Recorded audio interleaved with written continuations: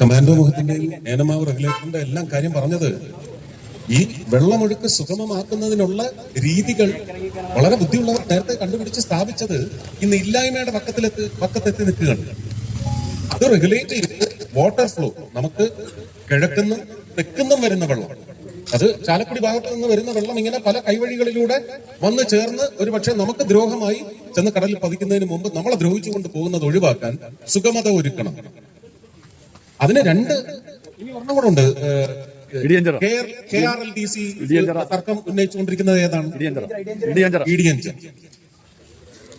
ഇതെല്ലാം അതിന്റെ ജോലി കൃത്യമായി പ്രാപ്തി പൂർണ്ണമായി ചെയ്യുന്നതിന് നമ്മൾ സജ്ജീകരിച്ച് വെച്ചാൽ ഈ വെള്ളം പൊങ്ങില്ല.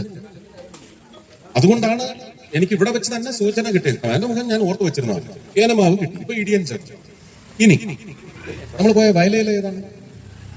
പോയി അവരുടെ പുല്ലടി കയ്യിൽ നിന്ന് കാശ് കൊടുത്തിട്ടാണ് പിന്നെ JCBക്കും ബാക്കി ട്രാക്ടറിനും എല്ലാം ഇതെല്ലാം പുൾ ഔട്ട് ചെയ്ത് കൊണ്ടുവരുന്നതിന് കൈ കൊടുത്താണ് നാട്ടുകാർ. നെൽത്തുരുത്ത്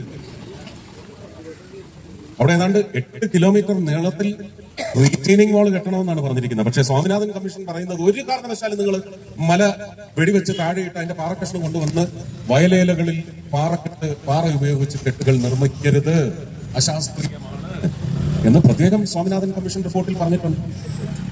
നമുക്ക് മണ്ണ് വെച്ച് തന്നെ മണ്ണൊരുക്കി അതിനകത്തേക്ക് മുളയോ ചൈനാഗ്രാസോ പുൽത്തൈലം വളർത്തി കൊടുത്താൽ അതിന് പാറമെടുക്കാണ് ആ മൺതിട്ടുകൾക്ക്. ഒരു വെള്ളത്തിനും അതിനെ കൊണ്ടുപോകാനൊക്കത്തില്ല. മുള വെച്ച് പിടിപ്പിച്ചു കൊടുക്കണം. ആ മുള ഇന്ന് മരം എന്ന് പറയുന്ന വിഭാഗത്തിൽ നിന്ന് ഞാനും കൂടി അംഗമായിട്ടിരിക്കുന്ന സമയത്താണ് അതിനെ പുല്ല് വിഭാഗത്തിലേക്ക് മാറ്റി പുതിയ നിയമനിർമ്മാണം വരെ വന്നത്. അപ്പൊ ഈ മുള മുഴുവൻ വെട്ടി നമുക്ക് പേപ്പർ നിർമ്മാണത്തിനും അതുപോലെയുള്ള മറ്റു ആവശ്യങ്ങൾക്കെല്ലാം എന്താണ് ഗ്രാമ്യ പദ്ധതികളിൽ ഒരുപക്ഷെ മുള ആവശ്യമുള്ള, ഈറ ആവശ്യമുള്ള എല്ലാ ഉൽപ്പന്നങ്ങൾക്കും നമുക്ക് വിപണിയിലേക്ക് അത് കൊണ്ടുവരാനും സാധിക്കും.